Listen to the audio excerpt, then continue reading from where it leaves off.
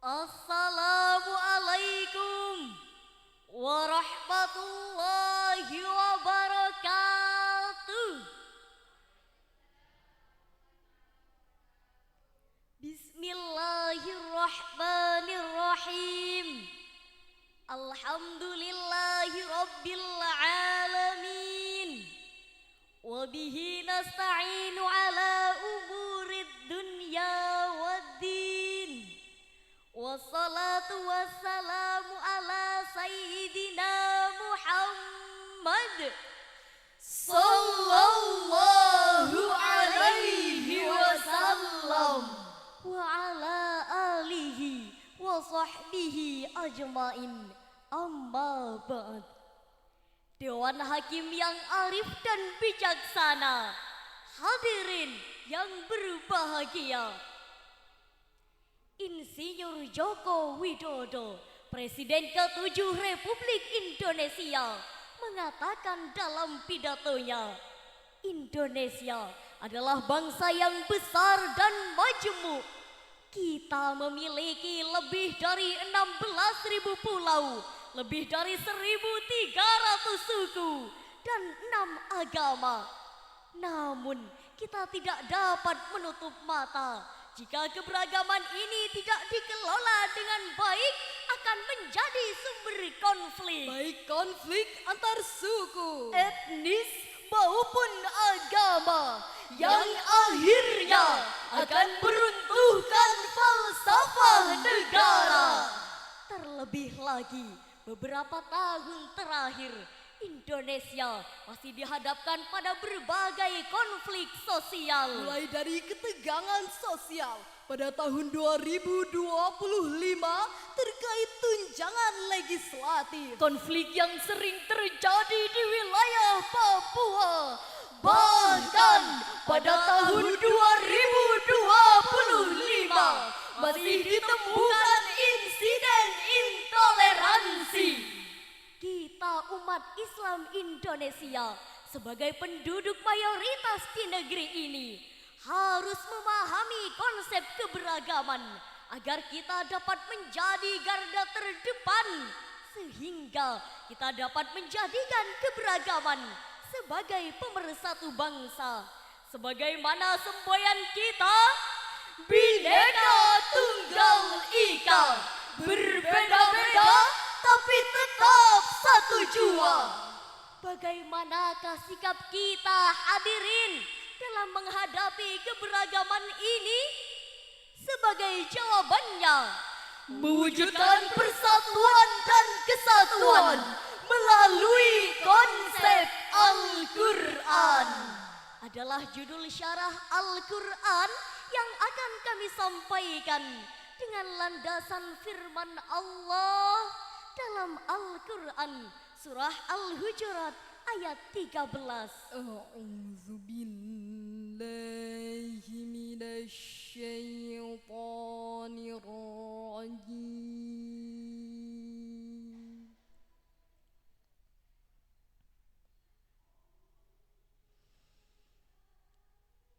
Bismillahirrahmanirrahim.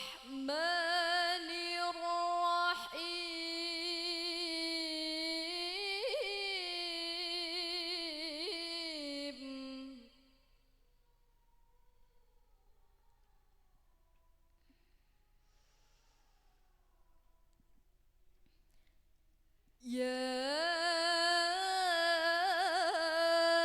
ayyuhan nasu inna khalaqnakum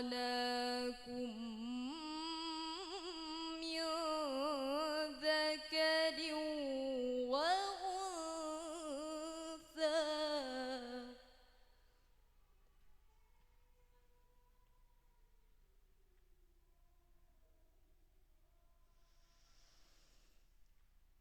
من ذكر وأنثى وجعلناكم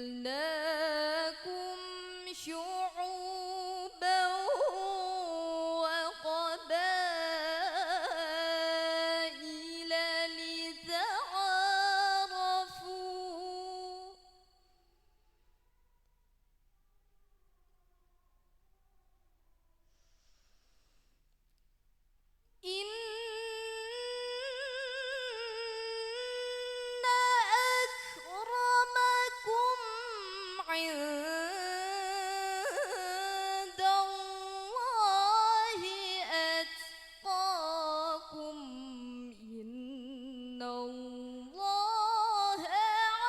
alimun khabir.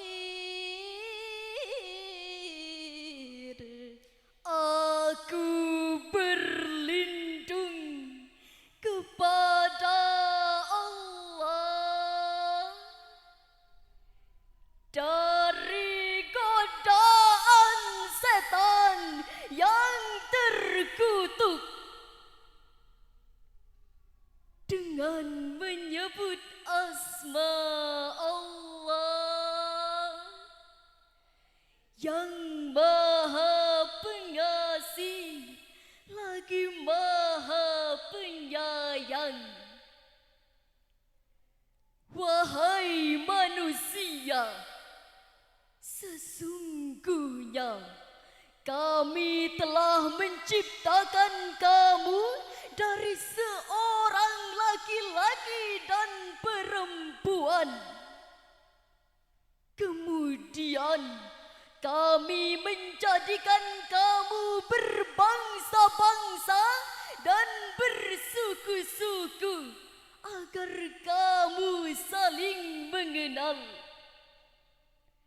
Sesungguhnya yang paling mulia di antara kamu di sisi Allah ialah orang yang paling bertakwa. Sesungguhnya Allah Maha mengetahui lagi Maha teliti.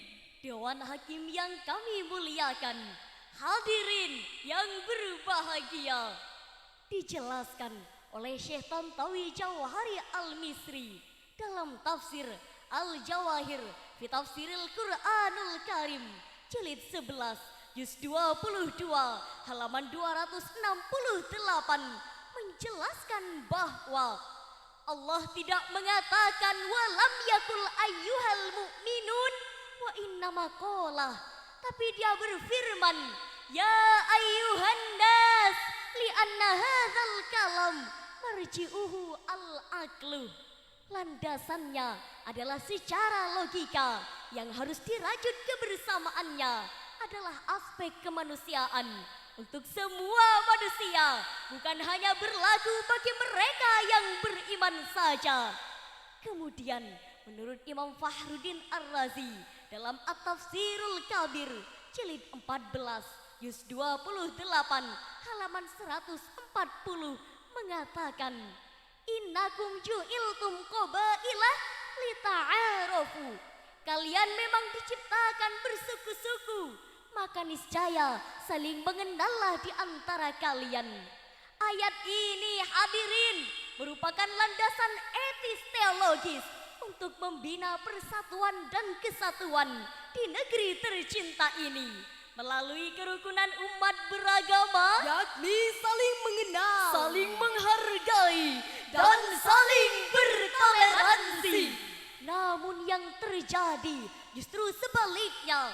Kementerian Komunikasi dan Informatika Republik Indonesia telah merilis data sejak tahun 2018 hingga sampai saat ini setidaknya terjadi 3.640 kasus SARA yang terjadi di media sosial. Oknum agama dan pemerintah saling caci maki. Bahkan baru-baru ini mengumandangkan azan pun menjadi persoalan.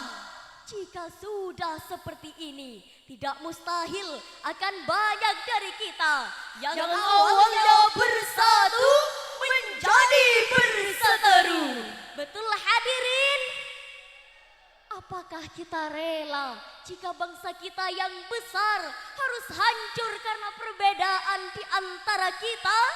laisa minna man da'a ilal asabiyyah wa laisa minna man qatala 'alal asabiyyah. Bukan golongan kami orang yang membangga-banggakan kesukuan, dan bukan golongan kami orang yang mati karena membela kesukuan.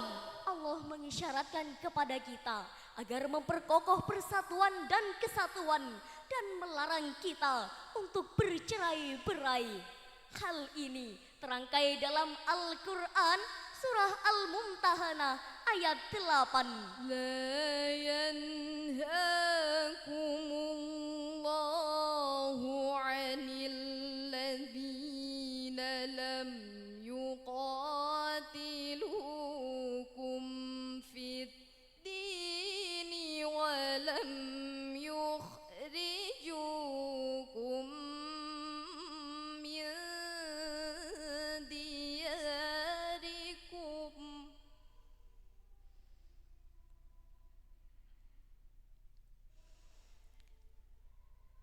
ولم يخرجوكم من دياركم أن تبروهم وتقسطوا إليهم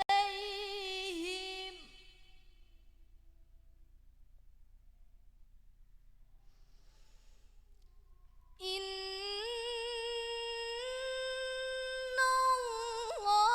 الله يحب المقسطين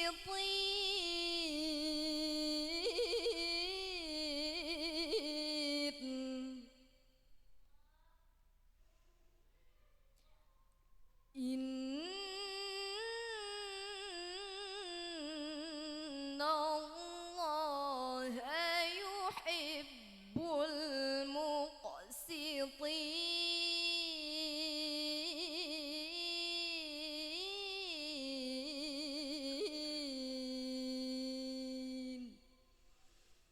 صدق الله العظيم.